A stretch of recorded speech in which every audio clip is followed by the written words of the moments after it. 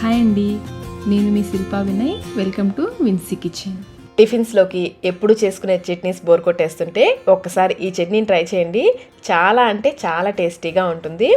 ఇడ్లీ, దోశ, చపాతీ ఎందులోకైనా కానీ చాలా బాగుంటుంది. చాలా సింపుల్గా కూడా చేసేసుకోవచ్చు.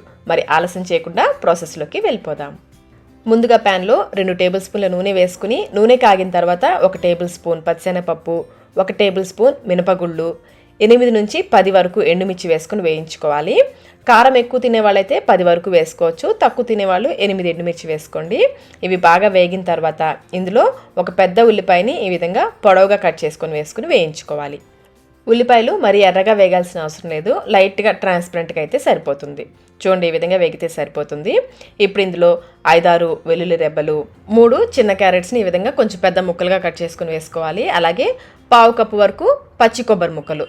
మీరు పచ్చి కొబ్బరి ముక్కలు వద్దనుకుంటే స్కిప్ చేసేయచ్చు. అంతా ఒకసారి బాగా కలిసేలాగా కలుపుకొని లో ఫ్లేమ్లో ఇవి కొంచెం మెత్తబడేంత వరకు ఉడికించుకోవాలి. అంటే సగం వరకు ఉడికితే సరిపోతుంది. మాడిపోకుండా మధ్య మధ్యలో కలుపుకుంటూ ఉండాలి. చూడండి, ఈ విధంగా ఉడికితే సరిపోతుంది. ఇప్పుడు ఇందులో ఒక పెద్ద టమాటోని కొంచెం పెద్ద ముక్కలుగా కట్ చేసి వేసుకోవాలి. అలాగే రుచికి సరిపడినంత ఉప్పు ముందైతే కొంచెం వేసుకోండి, కావాలంటే చివరిలో అయినా వేసుకోవచ్చు. అలాగే 1/2 టీ స్పూన్ పసుపు కూడా వేసి అంతా ఒకసారి బాగా కలిసేలాగా కలుపుకొని మూత పెట్టేసి లో ఫ్లేమ్లో టమాటో మెత్తబడేంత వరకు ఉడికించుకోవాలి. అన్నీ కూడా చక్కగా ఉడికిపోయాయి. టమాటో కూడా చూడండి సాఫ్ట్గా అయింది కదా. ఇలా ఉడికించుకొని స్టవ్ ఆఫ్ చేసేసి దీన్ని పూర్తిగా చల్లారనివ్వాలి. ఇది చల్లారేలోపు మనం పచ్చడికి పోపు వేసుకుందాము. ప్యాన్లో 1 స్పూన్ నూనె వేసుకుని నూనె కాగిన తర్వాత 1 టీ స్పూన్ మినపగుళ్ళు, 1/2 టీ స్పూన్ ఆవాలు, 1/2 టీ స్పూన్ జీలకర్ర, 1 ఎండుమిర్చిని తుంపి వేసుకుని వేయించుకోవాలి. పోపు వేగిన తర్వాత స్టవ్ ఆఫ్ చేసేసుకుని కొంచెం కరివేపాకు కూడా వేసుకుంటే ఈ వేడికి కరివేపాకు వేగిపోతుంది. పోపు రెడీ అయిపోయింది. పోపును పక్కన పెట్టేసుకుని ఇప్పుడు మనం పచ్చడిని గ్రైండ్ చేసుకుందాము. పూర్తిగా చల్లారిన తర్వాత మిక్సీ జార్లోకి వేసుకోవాలి. అలాగే ఇందులో ఉసిరికాయ అంతా చింతపండు కూడా వేసుకుని కొంచెం కొంచెం నీళ్లు పోసుకుంటూ మెత్తగా గ్రైండ్ చేసుకోవాలి. చూడండి, ఈ విధంగా మెత్తగా గ్రైండ్ చేసుకుని ఒక గిన్నెలోకి తీసేసుకోండి. పచ్చడి గట్టిగా అనిపిస్తుంటే కొన్ని నీళ్లు పోసుకోండి. నేను మిక్సీ జార్లో తులిపిన నీళ్ళు ఇందులో పోస్తున్నాను.